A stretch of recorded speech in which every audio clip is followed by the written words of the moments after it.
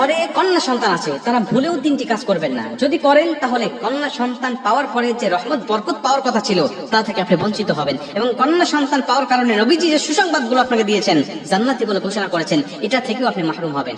কারণ কন্যা সন্তান আল্লাহ পাকের পক্ষ থেকে একটা শ্রেষ্ঠ নিয়ামত।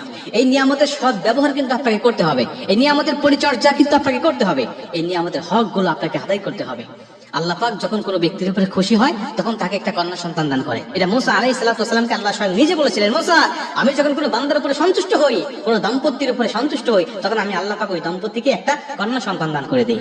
অতএব আমরা ভেবে নিতে পারি যে যাদের কন্যা সন্তান আছে, আমার আল্লাহ তাদের উপরে হয়তোবা কোনো এক সময় খুশি ছিল, সন্তুষ্ট হয়েছিল, যার কারণে তাকে একটা কন্যা সন্তান দান করেছে। অতএব এই কন্যা সন্তানের সঠিক পরিচর্যা করতে হবে, সঠিক ব্যবহার করতে হবে, এই কন্যা সন্তানের হকগুলো সঠিকভাবে আদায় করতে হবে। তাহলেই নবীজির ভাষা অনুযায়ী আপনি নবীজির সাথে জান্নাতে থাকতে পারবেন।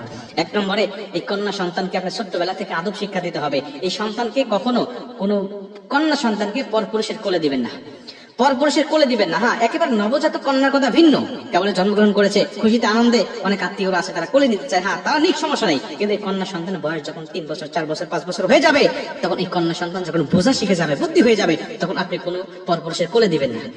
কারণ এখন তো মানুষের চরিত্র ভালো নয়, মানুষের চরিত্র, কিছু কিছু মানুষের চরিত্র পশুর থেকেও নিকৃষ্ট হয়ে গেছে। আল্লাহ বলে উলাইকা কাল আনআম বাল হুম আদাল, তারা হলো চতুষ্পদ জন্তু, বরং তার থেকেও নিকৃষ্ট। এটা হলো তাদের চরিত্র। এখন বলতে পারেন হুজুর সে তো ভালো, কোনো সমস্যা নাই, সে ভালো হোক, কিন্তু সে তো পুরুষ।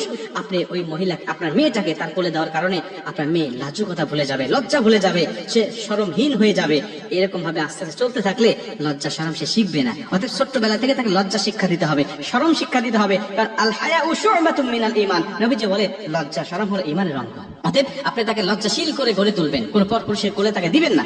2 নম্বরে, এই কন্যা সন্তানকে আপনি একা একা কখনো ছাড়বেন না। সে স্কুলে যাওয়ার সময় আপনি নিয়ে যাবেন, মক্তবে যাওয়ার সময় আপনি নিয়ে যাবেন, মাদ্রাসায় যাওয়ার সময় আপনি তাকে পৌঁছে দিবেন, এবং আবার ওটাকে, আবার মেয়েটাকে নিয়ে আসবেন। এটা হলো আপনার দায়িত্বের মধ্যে পড়ে। যতদিন সে আপনার ঘরে আছে, স্বামীর ঘরে যাওয়ার আগ পর্যন্ত যতদিন আপনার ঘরে আছে, ততদিন আপনার দায়িত্ব থাকবে তাকে দেখভাল করা, তাকে দেখাশোনা করা। এটা আল্লাহ পাকের পক্ষ থেকে নিয়ামত হিসাবে আপনাকে দিয়েছে, এবং এই নিয়ামতটা কিন্তু এমনি এমনি আসে নাই। এটাকে বোঝা মনে করবেন না, এটা আল্লাহ পাকের পক্ষ থেকে আপনার সংসারের উপর অগণিত বরকত নিয়ে এসেছে, রহমত নিয়ে এসেছে এই কন্যা সন্তান। অতএব তাকে দেখভাল করতে হবে। 3 নম্বরে, এই কন্যা সন্তানকে ছেলের উপরে বা ছেলের নিচে প্রাধান্য দেওয়া যাবে না। আমার সমাজে অনেক আছে ছেলেকে খুব ভালোবাসে, ছেলেকে খুব ভালোবাসে, ছেলে সন্তান জন্মগ্রহণ করলে পরে মিষ্টি দিয়ে পুরা এলাকা ভরপুর করে দেয়, সবার কাছে বলে বেড়ায়। কিন্তু মেয়ে হলে মন খারাপ, মনে করে যে মেয়ে মনে হয় আমার জন্য বোঝা হয়ে আসলো। কিন্তু না ভাই, এই মেয়ে আসছে আপনার জীবনের জন্য সুখময় হিসাবে, এই মেয়ে আপনার জীবনে আসছে আপনার জন্য কল্যাণকর হিসাবে, আপনার সংসারের জন্য বরকতময় হিসাবে। অতএব তাকে নিয়ে অবহেলা করেন না। অনেক ভাই আছেন যারা সংসারে যখন কোনো বড় মাছ রান্না হয়, মাছের মাথাটা দেয় সন্তানের পাতে, ছেলের পাতে, আর মেয়েকে দেয় ছোট্ট ছোট্ট চাকাগুলো। মনে রাখবেন ভাই, এই সন্তানকে আপনি বৈষম্য শিক্ষা দিচ্ছেন। এখন এই সন্তান, মেয়ে সন্তান তো এমন বাবার বাড়িতে অবহেলিত হয়, আবার শ্বশুর বাড়িতে যাওয়ার পরে অবহেলিত হয়। আপনি মা, আপনি বাবা, আপনি যদি আপনার মেয়েটাকে না ভালোবাসেন, ওই পরের মা বাবা কেমনে ভালোবাসবে বলেন? অতএব ছোট্টবেলা থেকে এই কন্যা সন্তানকে ভালোবাসবেন, আদর দিবেন, স্নেহ দিবেন। নবীজি সাল্লাল্লাহু আলাইহি সাল্লাম বলেন, মেয়ে সন্তানরা এমন নিয়ামত জানো, আমার ফাতেমা রাদিয়াল্লাহু তাআলা আনহার সাথে আমি যখন বাহিরে কোনো যুদ্ধে যেতাম, কোনো জায়গায় যেতাম, সবার সাথে সাক্ষাৎ হওয়ার পরে আমি আমার ফাতেমার সাথে সাক্ষাৎ করতাম। আবার যখন চলে আসতাম, সবার সাথে সাক্ষাৎ করার আগে আমি আমার ফাতেমার সাথে সাক্ষাৎ করতাম। এবং কোথাও থেকে যখন কোনো হাদিয়া নিয়ে আসতাম, কোথাও থেকে যখন কোনো সদাই নিয়ে আসতাম, সবার হাতে দেওয়ার আগে আমি আমার ফাতেমার হাতে দিতাম।